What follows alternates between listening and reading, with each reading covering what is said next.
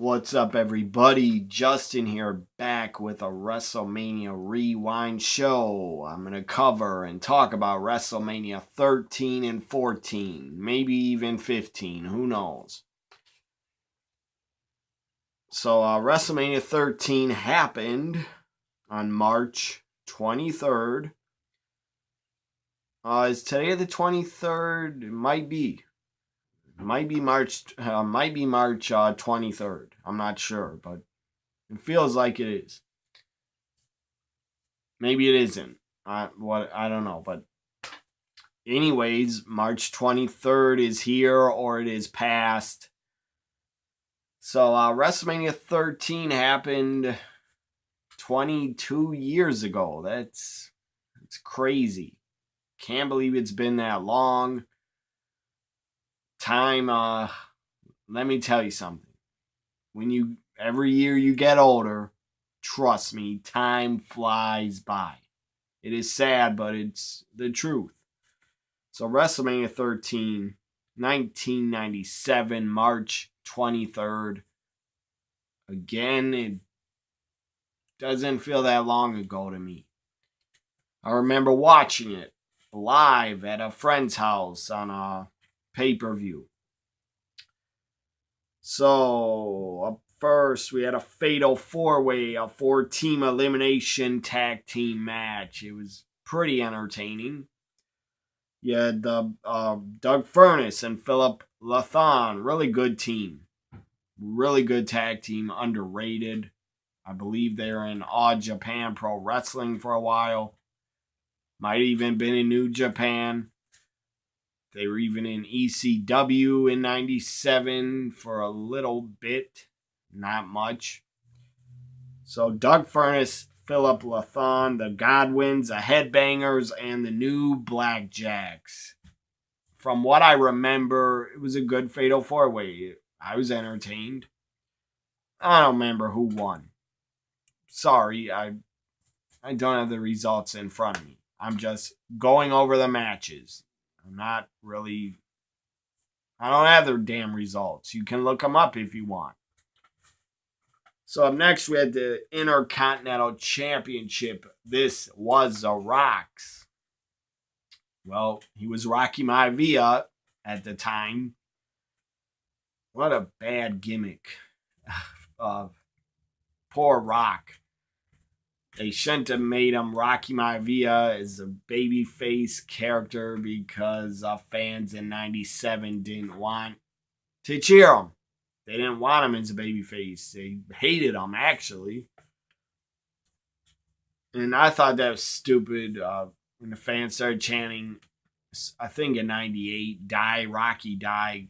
Come on, that's going way too far. That was out of line.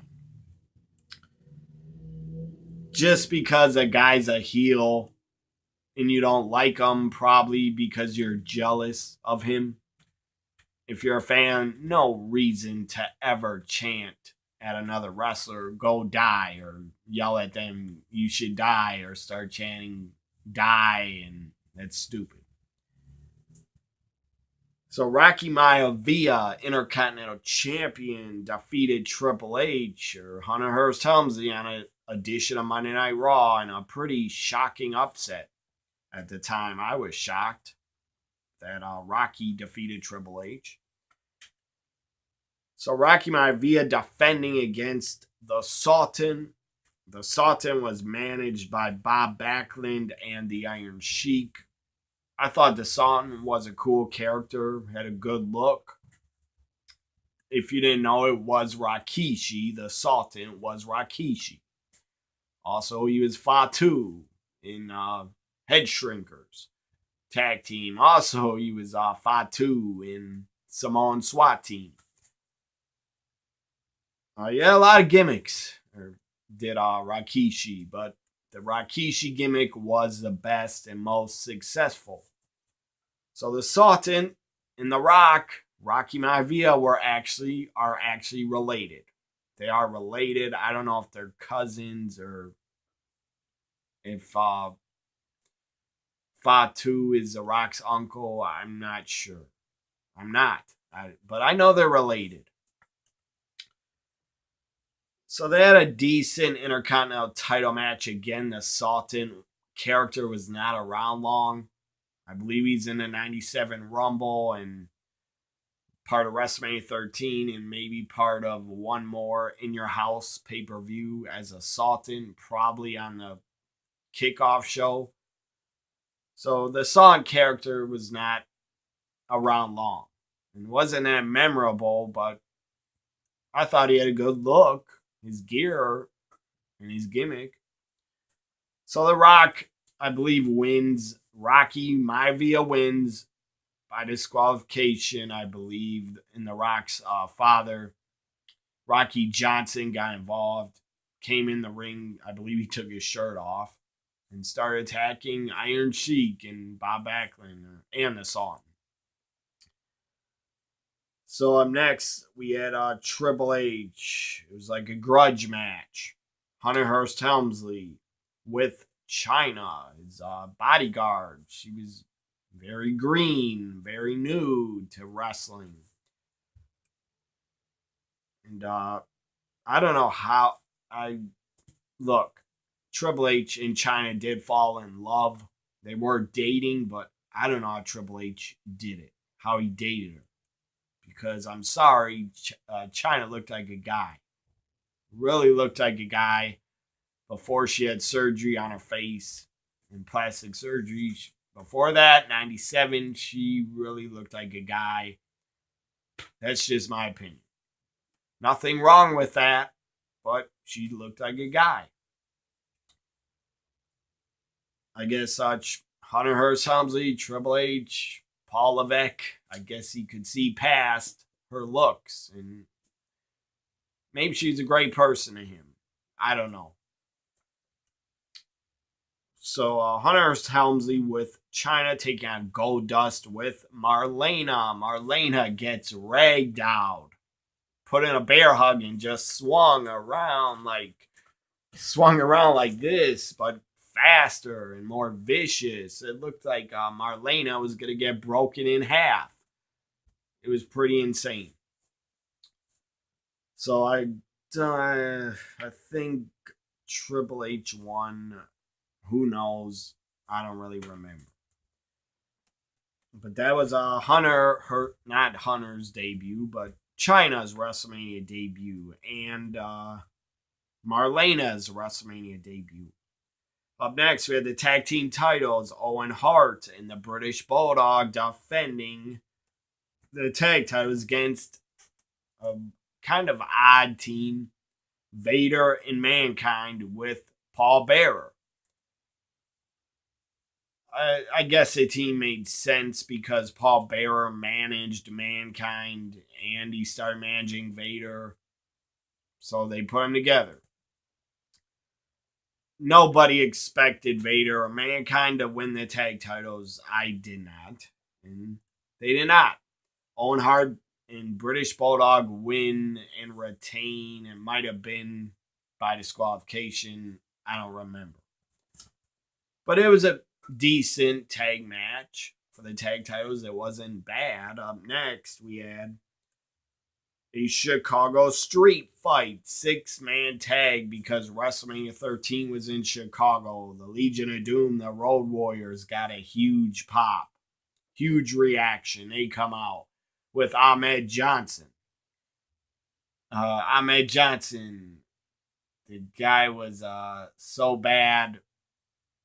I mean, I was a fan of him, but I was 12 years old, 13 at the time of WrestleMania 13. I was 13. I was a fan of him.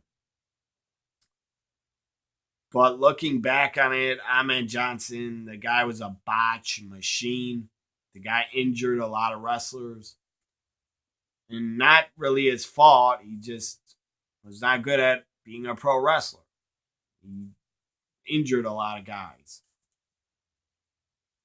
Shockingly, Vince believed in Ahmed Johnson so much, he pushed him and he became the first black Intercontinental Champion.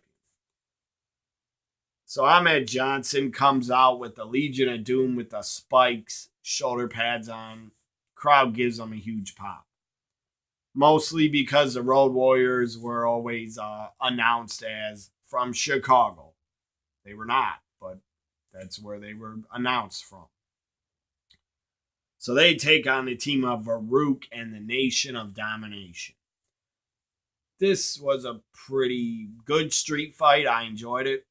Good brawl, a lot of action outside the ring. Farouk, I believe, got put through a table, maybe by Ahmed Johnson.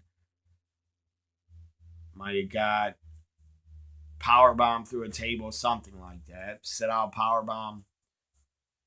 I should watch this. I should watch this 6-man tag back on the network because I kind of forgot a lot of it. But what I remember of it was good and I was entertained by it. I believe Ahmed and Legion of Doom won. I'm pretty sure they won. Up next, we had the match of the show, match of this WrestleMania. Very good. Probably match of the year, almost, in 1997. At least match of the year in WWF. So, Stone Cold Steve Austin versus Bret the Hitman Hart, Ken Shamrock, UFC legend, MMA legend. Ken Shamrock is a guest referee. That was awesome. I was very happy Ken Shamrock was coming into WWF. I knew the guy was tough as hell. The guy was the real deal. And the guy really transitioned really well into pro wrestling. Ken Shamrock did damn good.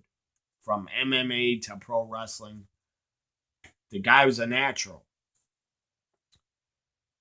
So Ken Shamrock was a guest referee. This was a submission match. And it was damn good. It was so fun to watch. Really good match. Still holds up to this day in 2019. It is still damn good. If you watch it back, it is still really good to watch. Really fun to watch. Stone Cold, they did like a double turn in this match. Stone Cold came in as a heel, but he was really getting cheered already. Bret Hart was the baby face. He still got pretty many cheers when he made his entrance. During the match, Bret Hart just beats down Stone Cold so much. I almost forgot his name. So Bret Hart just keeps beating down Stone Cold, busts him open, and that just made the crowd turn. The crowd turned on Bret 100%. They were cheering for Stone Cold Steve Austin to win. So then, just iconic match, an iconic WrestleMania match, a great WrestleMania moment. Just iconic, where Stone Cold is locked in a sharpshooter, blood is pouring down his face, in his mouth, down his teeth. And Stone Cold is just yelling, screaming, bleeding, trying to get out of the sharpshooter. He can't. He almost breaks it, but he doesn't. Bret Hart locks it on even tighter. Stone Cold passes out. He's not moving. Ken Shamrock tries to lift his arms, and Ken Shamrock calls for the bell. Bret Hart, because they were in a heated feud, Bret Hart would not release the sharpshooter. Ken Shamrock picks up Bret, throws him down to the mat. And Bret Hart looks pretty pissed, but he's not willing to swing at Ken Shamrock because Shamrock was damn tough and legit, really tough and could kick ass. So anyways, Bret Hart wins.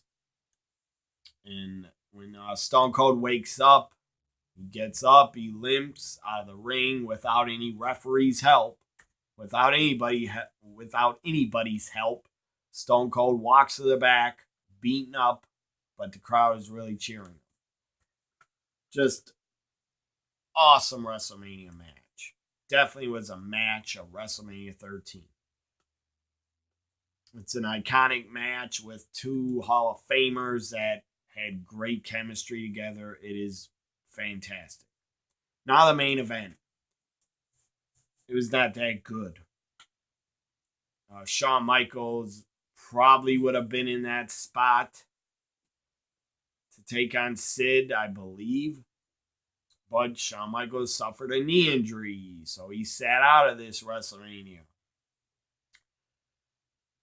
And then I believe Bret Hart, because Shawn Michaels was going to commentary and made his entrance. And Bret Hart decides to come out, cut a promo on Sid, and screaming and crying about, I should be in this match. I should be getting a title shot or something like that. And Sid power bombs Bret, gets on the mic and says, get your ass out of here. Or something like that. I don't know what he called Bret. Or get your skinny little ass out of here. Or something like that. So Bret Hart power bombed and taken out before Undertaker, I believe, made his entrance. So The Undertaker challenging Psycho Sid for the WWF Championship. It was not bad. It was two big guys. Undertaker way more agile, had way more agility than Sid. But Sid wasn't a bad big man. He could move. He just couldn't move as well as Undertaker. Couldn't go off the top rope or walk across the top rope. Hardly anybody can do that except cruiserweights and luchadors. So The Undertaker wins, defeats Psycho Sid, and The Undertaker's WrestleMania streak lives on and goes on. WrestleMania 13, if I give it a grade, I would give it, for Bret and Stone Cold, I would give WrestleMania 13 a B+. Other than Bret Stone Cold, I enjoyed the Chicago Street Fight and the Fatal 4-Way to kick it off. I thought that was good. So WrestleMania 13, I give a B+. Now, let's go to WrestleMania 14, which happened on March 29th, 1998, from Boston, Massachusetts. 1998, in my opinion, was a great year for wrestling because you had WCW on top. They were still putting on really good shows and pay-per-views. ECW was really on fire, and ECW put on pretty damn good pay-per-views in 1998. Really good pay-per-views, especially Heat Wave. 98 was probably the best pay-per-view of the year for ECW. And WWF was on fire. At the height of the Attitude Era, and WCW was still on top, still doing really good, had full arenas, sold out arenas. And ECW was doing really good, drawing pretty good crowds for their pay-per-views. So WrestleMania 14 did really well. Really well on pay-per-view. Had like over 1 million buy rates. It was really successful. Made the company a lot of money. And also Mike Tyson was involved. He was the outside enforcer to the main event. So WrestleMania 14 kicked off with a 15 tag team battle royal. Legion of Doom, LOD 2000. That was not good. I popped and I marked out for the Road Warriors every time I saw them, but LOD 2000 did not work because Sonny was involved. And yes, I'll admit it, I was attracted to Sonny. She was one of my first crushes in wrestling. Probably be Miss Elizabeth first and then Sonny. I had a big crush on her growing up. I thought Sonny was gorgeous and really smoking hot, especially in 96, 97. Even 98. She still had her looks going for her. But LOD 2000 was would have worked if Sunny wasn't with them. That was just stupid. Even though she looked hot and she did take the attention away from the Road Warriors, in my opinion. And that was not good. So LOD 2000 made their debut at WrestleMania 14. They had a new look. They had new gear. They had wearing like baseball catcher masks that were painted like goalie masks. Stuff like that had spray painted color on them. Stuff like that. And their shoulder pads looked like a new design and it looked pretty stupid. So you had the new Midnight Express, I believe, were in there. Bob Holly, Bart Gunn. You had the Nation in there. I believe Kama and maybe Mark Henry or D'Lo Brown. And Rock and Roll Express were in there. I think the Quebecers were even in there. A lot of teams that I forgot were even in there. Or I forgot were even in the company during the Attitude Era.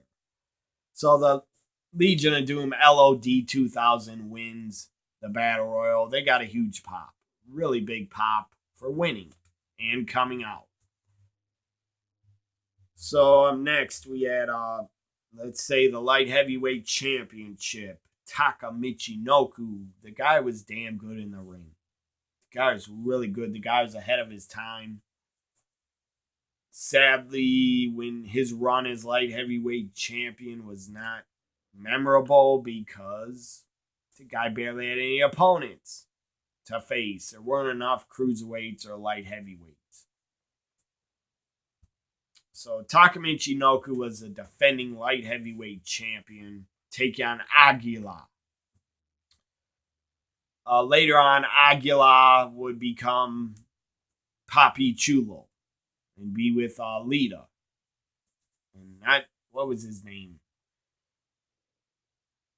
I don't know if that was his name when he was with Lita, but the guy debuted with red hair, and Lita was his manager. She debuted also, and she had red hair in the year 2000. I think his name was, I don't remember his name, but Aguila would eventually be managed by the debuting Lita in the year 2000.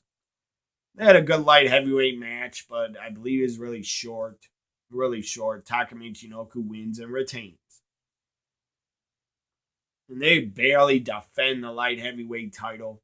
It was looked at as a joke. It's just a prop, and it was pretty pathetic and sad. Because they eventually gave it to Gillberg. That was stupid.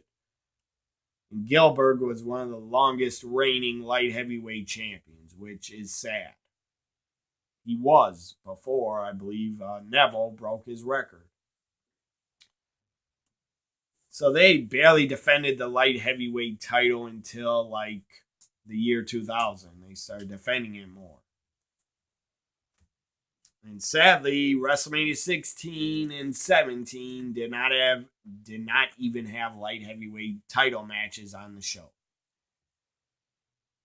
So up next, we had a mixed tag match. The crowd was on fire for this. The crowd was really excited for this. Sable and Mark Merrow took on the Artist, formerly known as Goldust, and Luna. Again, the crowd was hot. Made the match a lot better. Sable barely did anything, but she didn't have to. She was over. And I'm not defending Sable as a wrestler. I never will. But she was over. So she barely had to take bumps because she was over. And again, this was over 20 years ago. It was a different era. A lot of the women, it was about looks and not wrestling ability. Poor Jacqueline, she could really wrestle. And they didn't use her much to wrestle. Actually, they used Jacqueline to get topless. She actually got topless on a pay-per-view in London, England, or Manchester. Jacqueline actually got topless on a UK WWF pay-per-view. I think it was Capital Carnage. She got her shirt ripped off and she was topless for like over 10 seconds. And then she ran to the back. And then she had a nip slip at Fully Loaded in Your House in 98. So basically, they just used Jacqueline in 98 to get topless. She did win the women's title at the end of the year, but she didn't have it for that long. So, the mixed tag was good because the crowd was hot. Of course, Sable and Mark Merrill won. And everybody, I guess, was impressed at the time, or the crowd was. But the live crowd was impressed by what Sable could do. Well, she barely did anything. And Luna probably carried her. So up next, we had let's go with the Intercontinental Championship. Rocky Maivia, basically he was known as The Rock by now. The Rock defending the Intercontinental title. He's part of the Nation of Domination, defending against Ken Shamrock. Now I thought and I wanted Ken Shamrock to win. He did not win. He should have won, but he did not. I believe it was a DQ finish. Or actually, I think The Rock tapped out to the ankle lock. And then, by the way, Ken Shamrock was the guy who's an innovator. He was one of the first guys I ever saw do an ankle lock in pro wrestling. And then Kurt Angle started using it. But Ken Shamrock, in my opinion, used it first. Maybe someone else used it in Japan. I don't know. I didn't watch Japanese wrestling in 98. So I believe The Rock tapped out. Ken Shamrock won the Intercontinental title, and then he started attacking The Rock. And then the referee reversed the decision, gave the title back to The Rock. I believe that happened, and that pissed me off. European Championship, Triple H, member of DX, with China. Triple H took on Owen Hart. And China was handcuffed to the commissioner, Sergeant Slaughter. This was a mess of a match. Owen Hart, Triple H always worked well together. Had really good matches. But this was stupid because China was handcuffed, so she couldn't interfere. And then she still is able to interfere. She throws powder in the eyes of Sergeant Slaughter. He's blinded. I believe she gets a key and takes the handcuffs off. Hits a low blow on Owen Hart. And then into a pedigree. 1, 2, 3. Triple H retains. It was stupid. Dumbass finish. Because they shouldn't have let China interfere. She was handcuffed. That was really dumb. That was a mess of a finish. And I was cheering for Owen Hart. I wanted him to really win. But he lost. Now we had a grudge match. Brother versus brother. They're not real brothers, but that was their gimmick. And just great build-up. Fantastic, tremendous, awesome build-up. I don't know who came up with the storyline for Paul Bearer to say your brother is alive. Kane is alive. Kane is alive. He's alive. He's not dead. And Paul Bearer would scream on the mic. Kane is alive. He's coming. And Undertaker looked shocked. Like, what are you talking about? Slapped Paul Bearer, beat the crap out of him, and said, what are you talking about? Kane is alive. Like, Undertaker couldn't believe it. How could his brother be alive? He thought he passed away in a fire. So I don't know who came up with the storyline and the build-up. If it was Vince Russo or Vince McMahon together, I don't know. I don't know who's responsible for Kane, Undertaker, and that storyline and the build-up and the debut of Kane. And Kane challenging The Undertaker and destroying the whole roster, at least all the mid-carders. Kane would chokeslam him, lights would go out, lights would go on red, chokeslam him, tombstone them.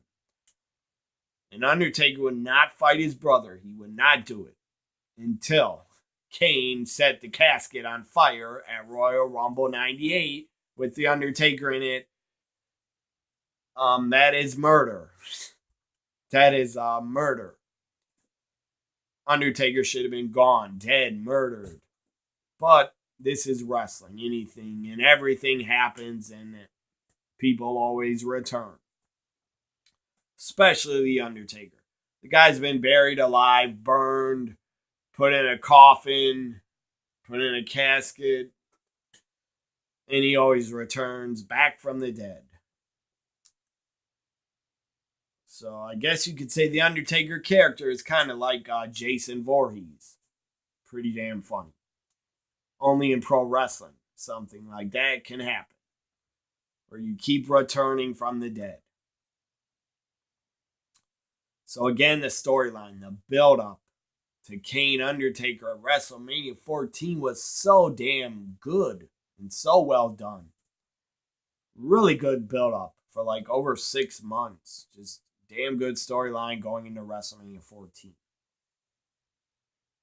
So The Undertaker Kane have a really good match at WrestleMania 14. Really good. Undertaker, I believe, has to hit 3 tombstone power drivers to defeat Kane. Now the main event. For the WWF Championship, sadly, it would be Shawn Michaels' last match for 4 years. He had a really bad back injury, career-threatening. Obviously, looked in pain when he was wrestling the match. I don't know how he did it, but he did it because he is Mr. WrestleMania and the showstopper. After it, Shawn was in a bad place. He'll admit it. Everybody knows the story. Shawn was bitter. He was angry that the company was moving on. They had to.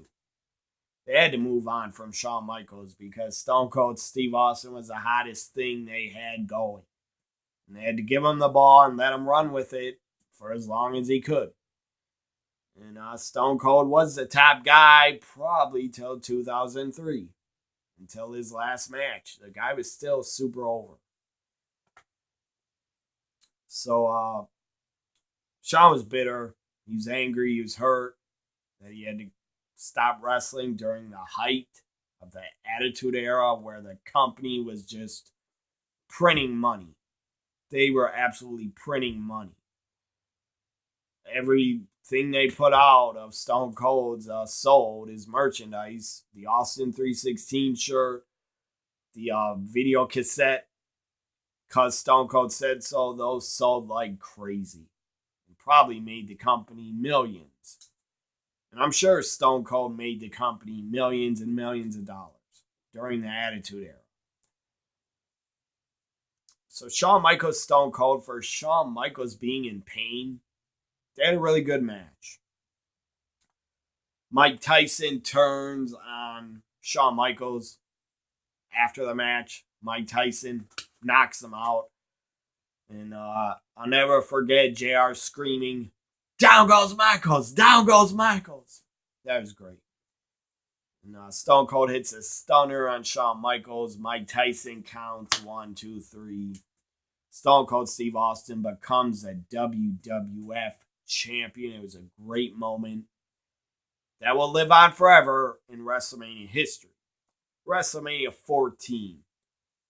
Also, the dumpster match for the tag team titles happened. I almost skipped over it. Dumpster match for the tag team titles, New Age Outlaws against Cactus Jack and Chainsaw Charlie, who, if you didn't know, he was Terry Funk. Obviously, he didn't have the pantyhose over his face. He was Terry Funk at WrestleMania 14. I enjoyed the dumpster match. I thought it should have been longer. Cactus and Terry Funk, Chainsaw Charlie win.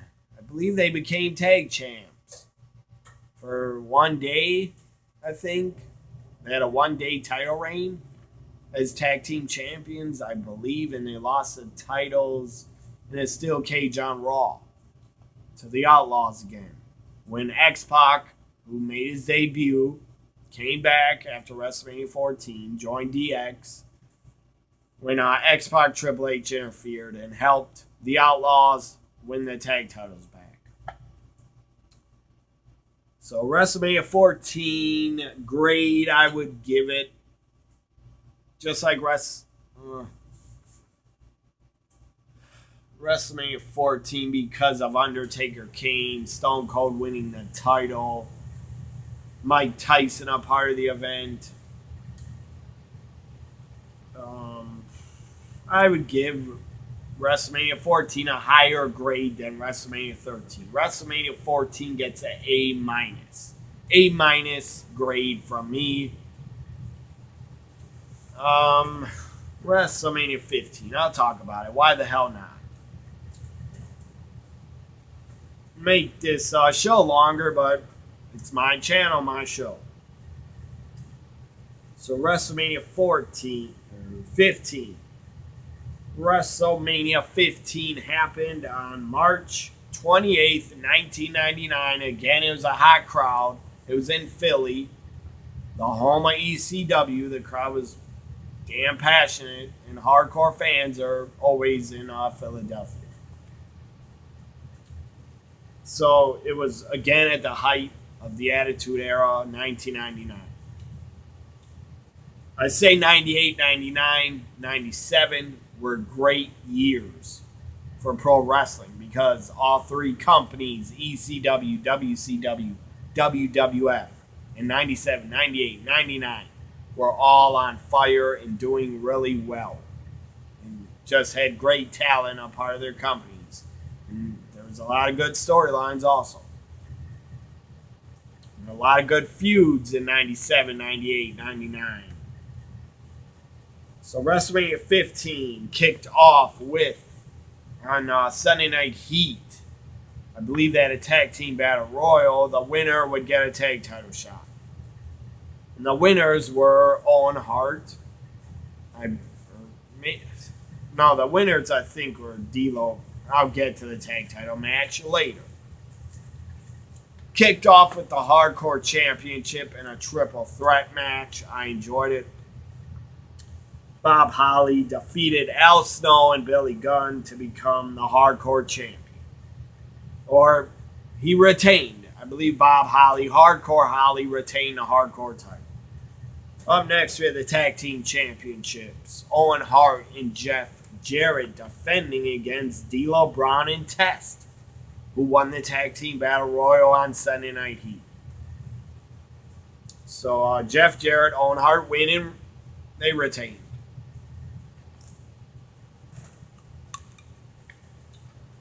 Up next, this was pretty funny. I felt bad for Bart Gunn. I felt really bad for him because the guy shouldn't have been in the ring with a professional boxer, tough man contest guy in Butterbean. Yeah, Butterbean was out of shape, but the guy was pretty damn tough.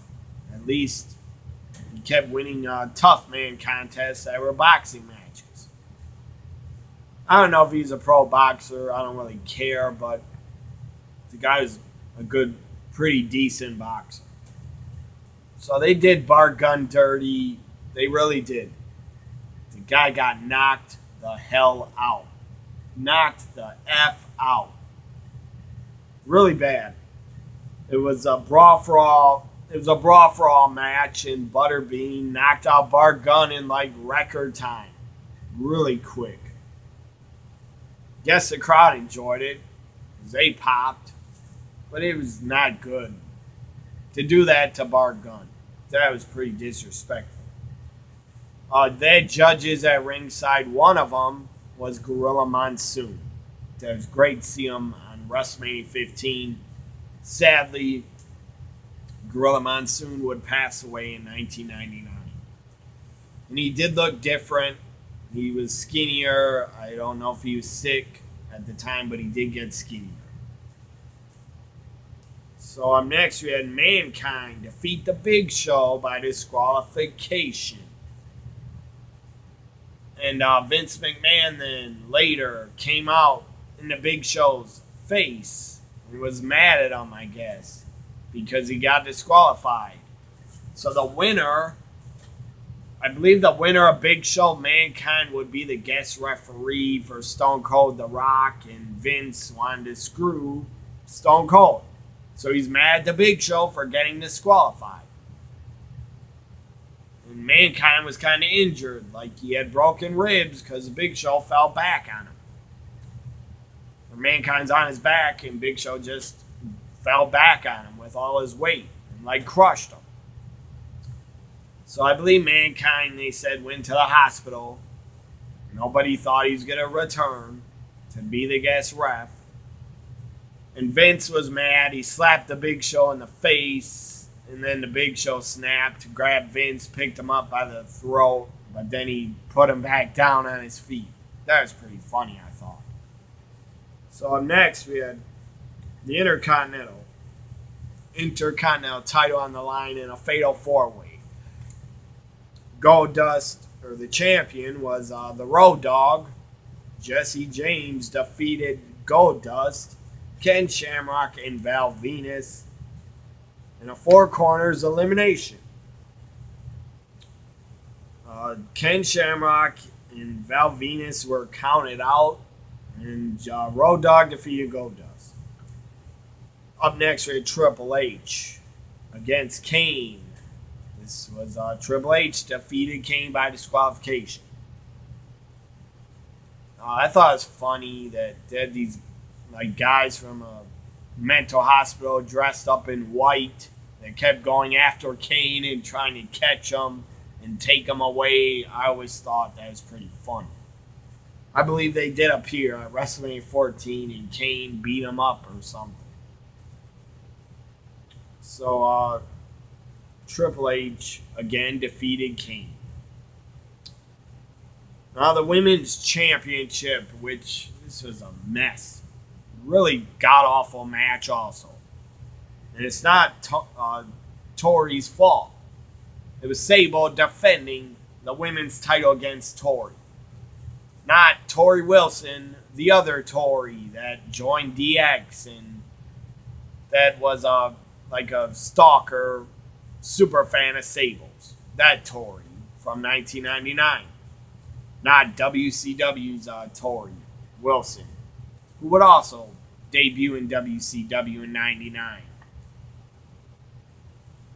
So Sable defeated Tori, and Nicole Bass interfered. It was god-awful.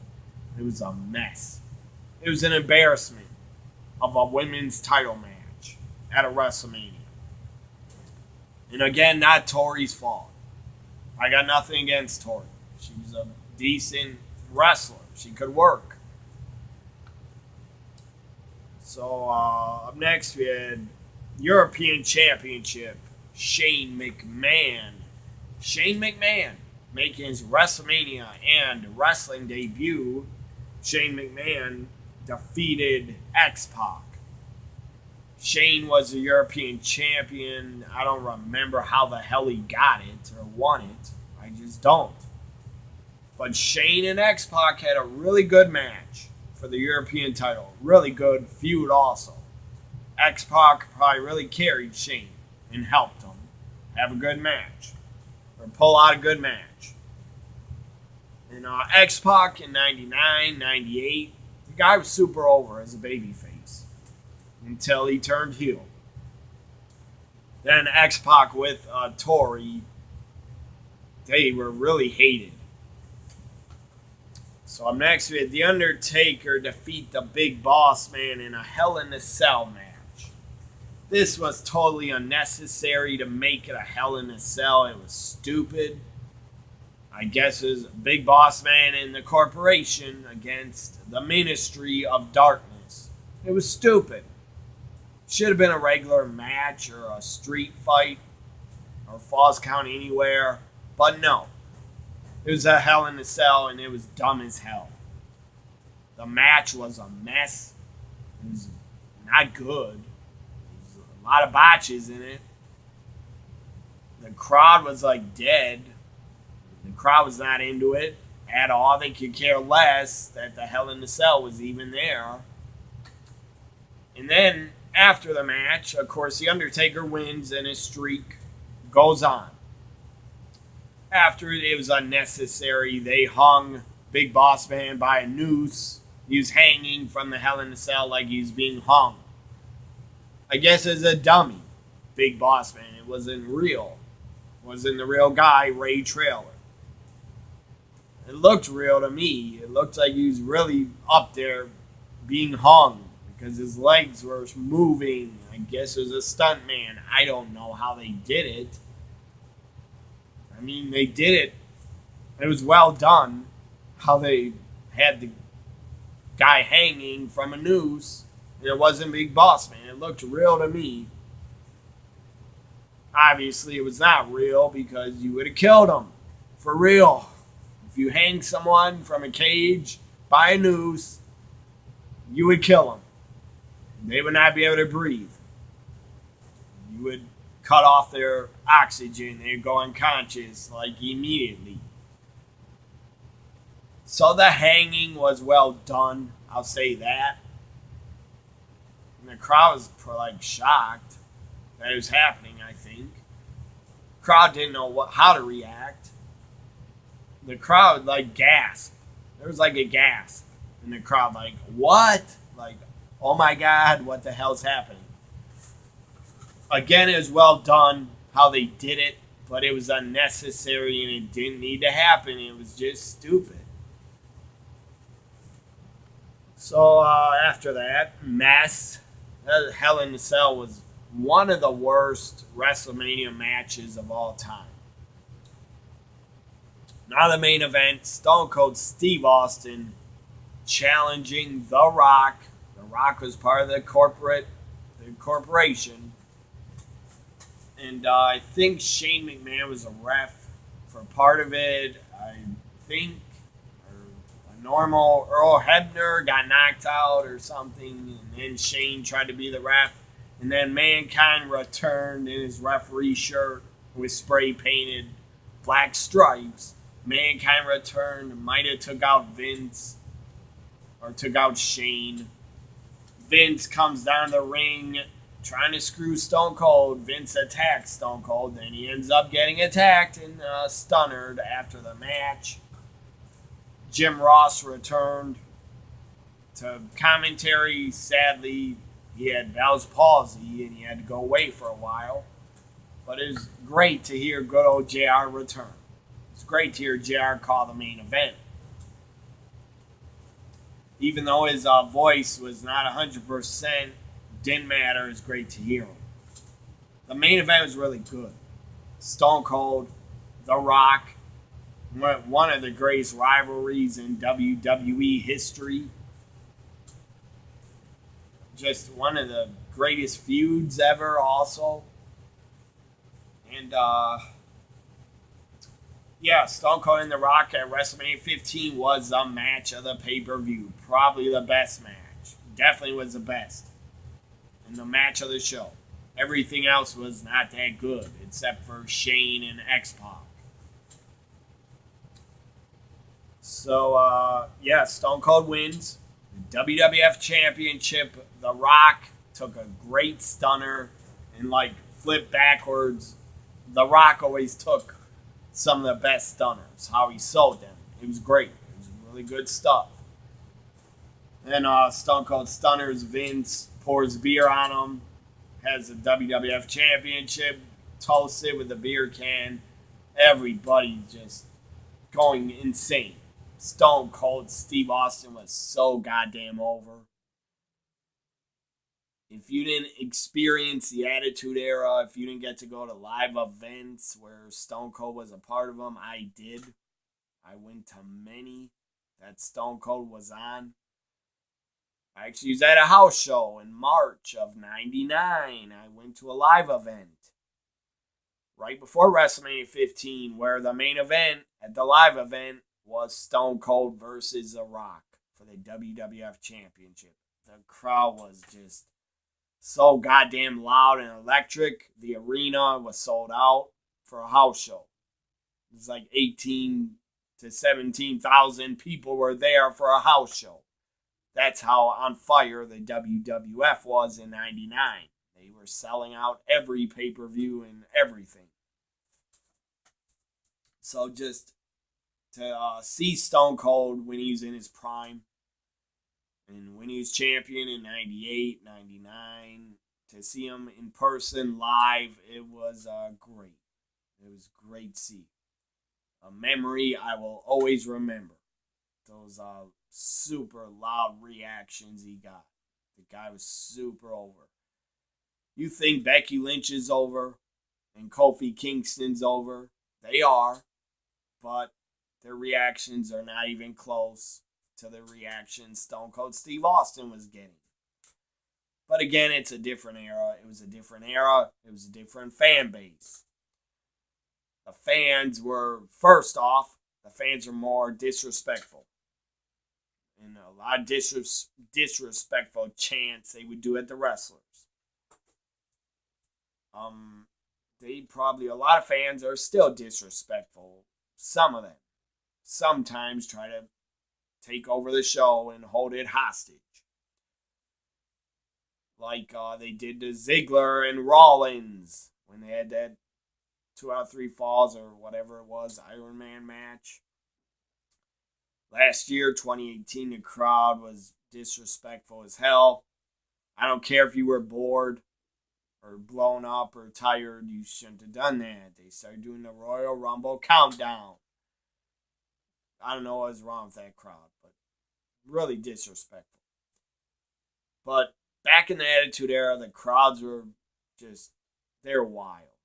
I can't describe how insane it was to be at a live event or a pay-per-view, because I went to many pay-per-views and live events during the Attitude Era. Crowds were on fire. They were loud as hell. They were rowdy. They were passionate. They were out of control. But it was really damn fun. So anyways, hope you enjoyed this long WrestleMania Rewind. WrestleMania 13, 14, and 15 I covered. Final grade for WrestleMania 15, I would give it a B plus, because the crowd was on fire and it was the height of the Attitude Era, and I really loved Stone Cold winning the WWF Championship. So my final WrestleMania Rewind, I'll talk about 16, 17, and 18. Bye for now, everybody. Have a great weekend.